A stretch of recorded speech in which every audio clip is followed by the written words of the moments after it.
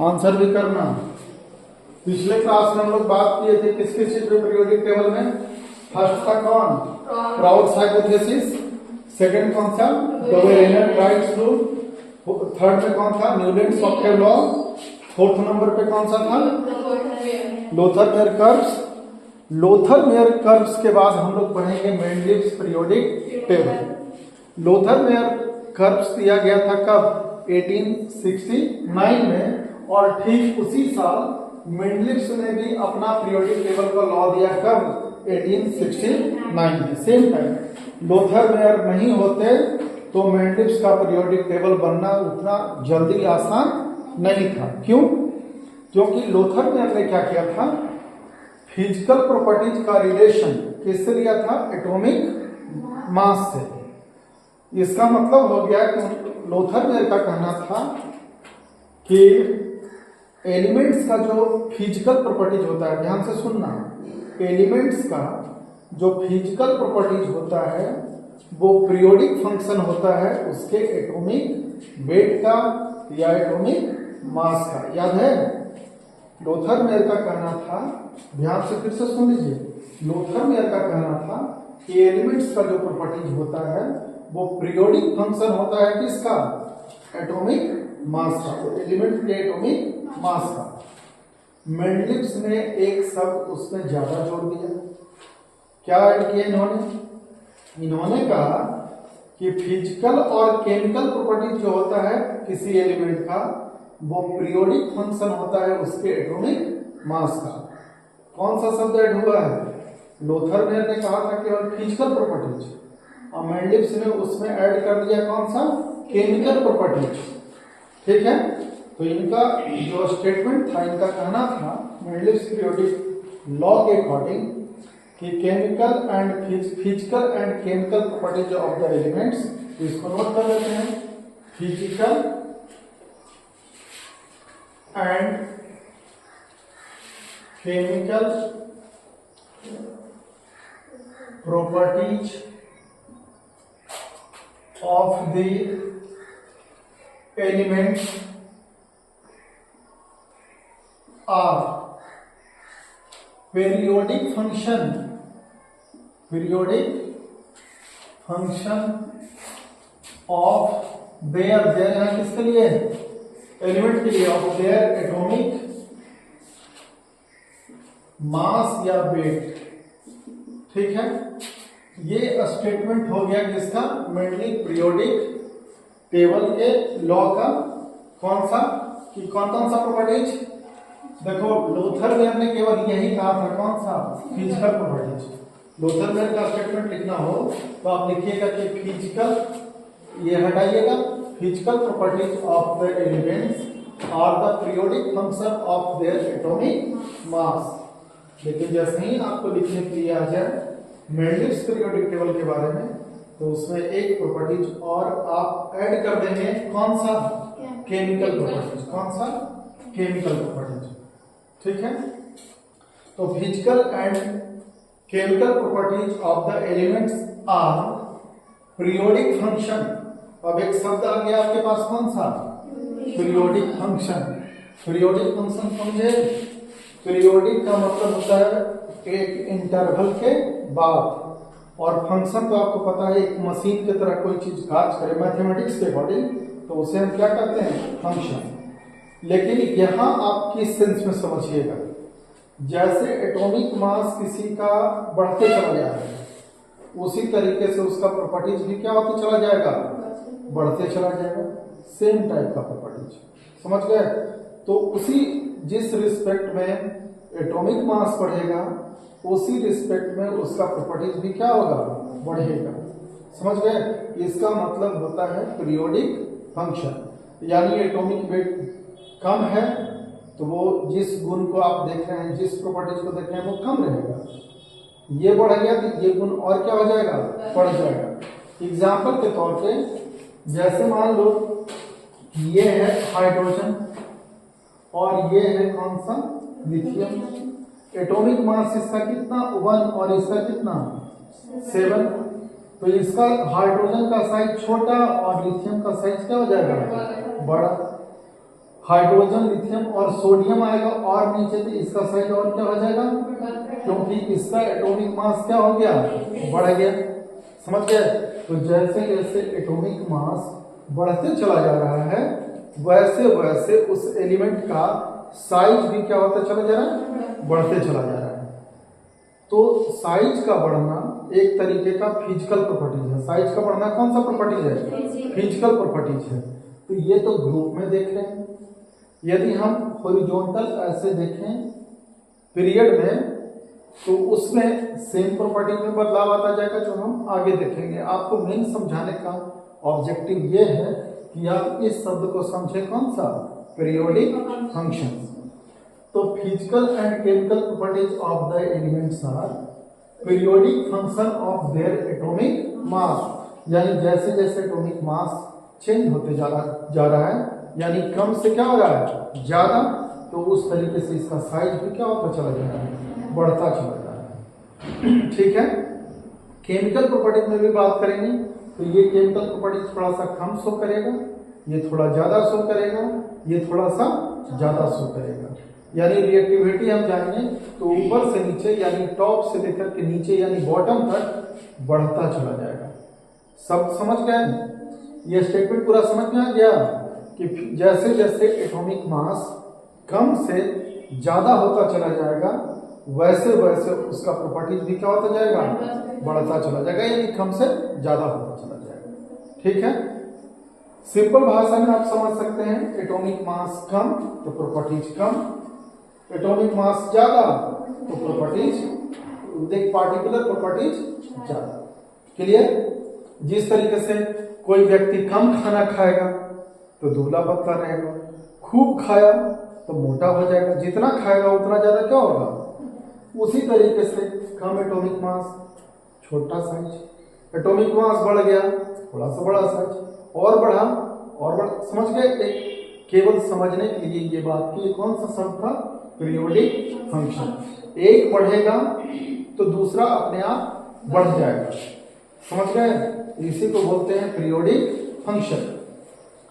तो Mendeleev's periodic table के according कौन सा हो गया, physical and chemical properties of the elements और the periodic function of there.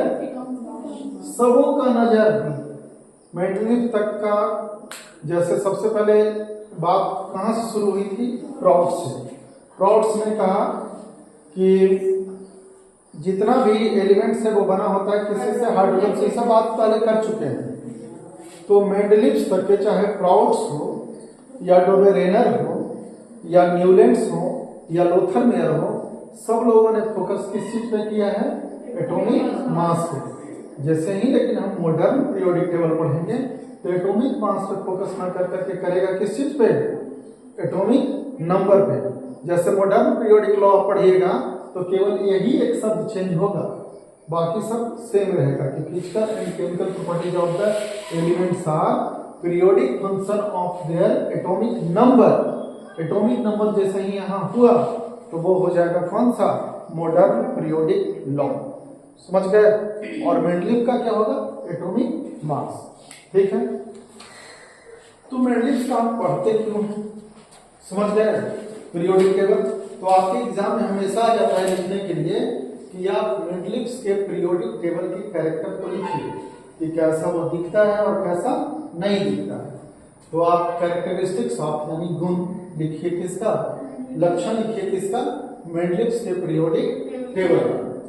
तो जब मेंडलीव ने अपना पीरियोडिक टेबल बनाया था उस समय तक के मात्र 63 यानी 63 एलिमेंट को ही खोजा जा चुका था।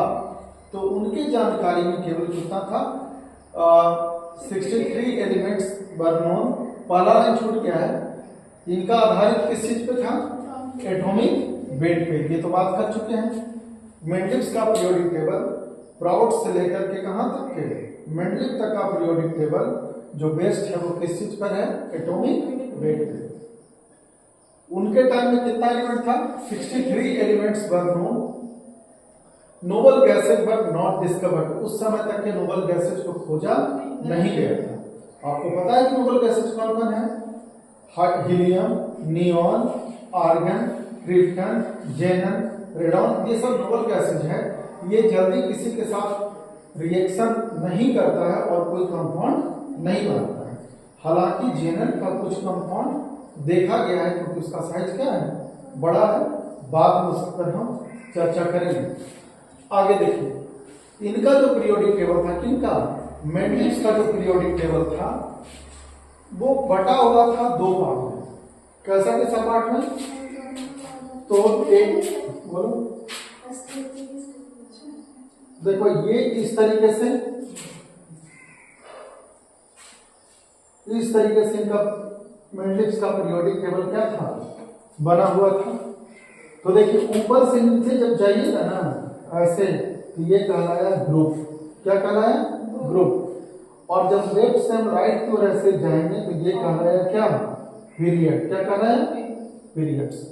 तो इनका जो पीरियोडिक टेबल था वो दो भागों में बटा हुआ था। हॉरिजॉन्टल रो, हॉरिजॉन्टल इसको बोलेंगे, इधर से लेफ्ट से राइट ऐसे चले गए ना, एक first row, second row, third row, इस तरीके से। तो हॉरिजॉन्टल रो में बटा हुआ था। हॉरिजॉन्टल रो को कहा जाता है क्या, पीरियड। और इसकी संख्या कितनी थी, 7। और आज भी मॉडर्न या लॉन्ग फॉर्म ऑफ जो पीरियोडिक टेबल है उसमें भी पीरियड की संख्या कितनी है, 7 है। ठीक है। फिर वर्टिकल कॉलम, वर्टिकल बोल रहे हैं ऊपर से नीचे, यानी first, second, third, fourth, fifth, इस तरीके से जो मेंडलीव का पीरियोडिक टेबल था वो ग्रुप में भी बटा हुआ था और उसकी संख्या कितनी थी, 8। यानी पीरियड था कितना, 7 और ग्रुप हो गया कितना, 8। ठीक है। अब ग्रुप को भी बांटा गया था दो सब ग्रुप में।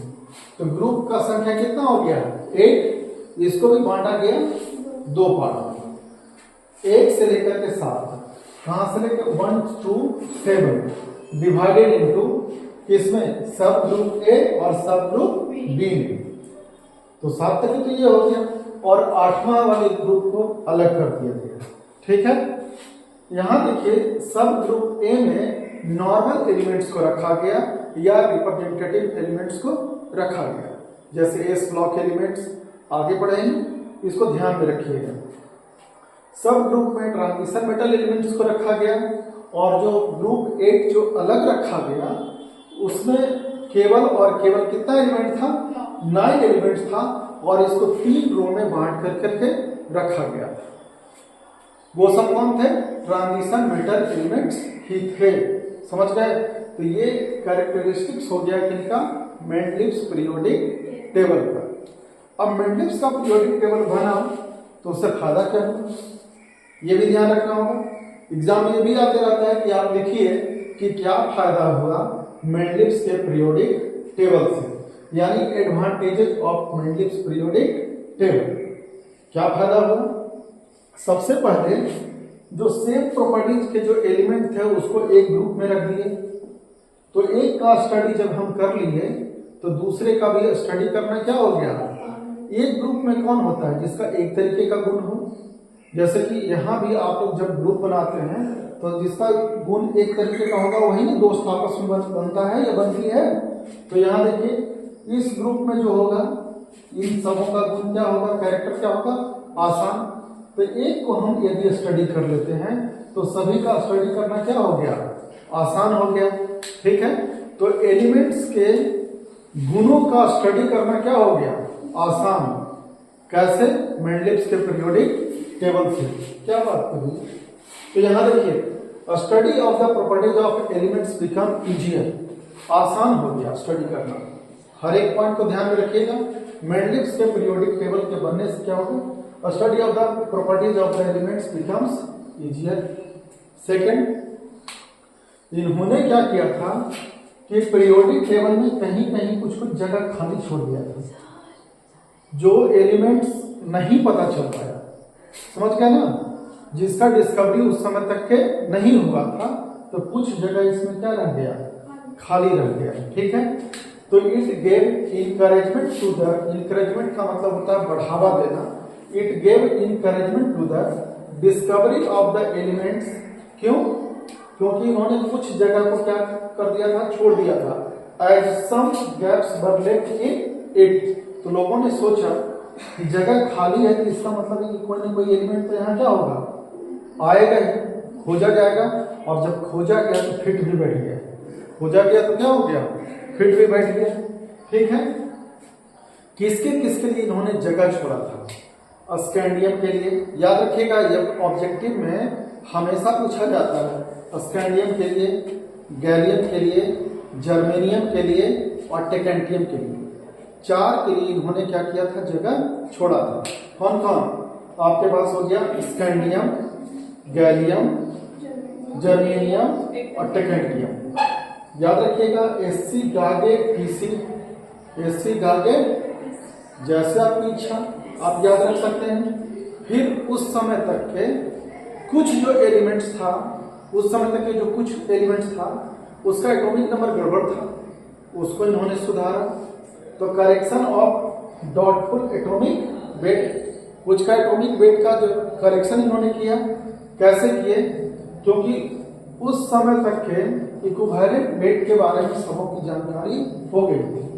तो इक्विवेलेंट वेट में जब मोल कॉन्सेप्ट आपको पढ़ा रहे थे तो वहां equivalent weight, gram equivalent detail में बात किए हैं, और वहीं से ये फार्मूला लिया गया है कि एटॉमिक वेट बराबर होता है क्या, वैलेंसी गुना इक्विवेलेंट वेट। ठीक है, तो इस तरीके से वैलेंसी और इक्विवेलेंट वेट को मल्टीप्लाई कर करके मेंडलिव्स ने क्या किया, एटॉमिक वेट को करेक्ट कर दिया। ये सवाल पूछा जाता है कि एटॉमिक वेट को करेक्शन की कौन कौन से एलिमेंट के एटॉमिक वेट को इन्होंने करेक्ट किया था। तो इन्होंने किया था यूरेनियम का, बेरिलियम का, इंडियम का, गोल्ड का और प्लेटिनम का।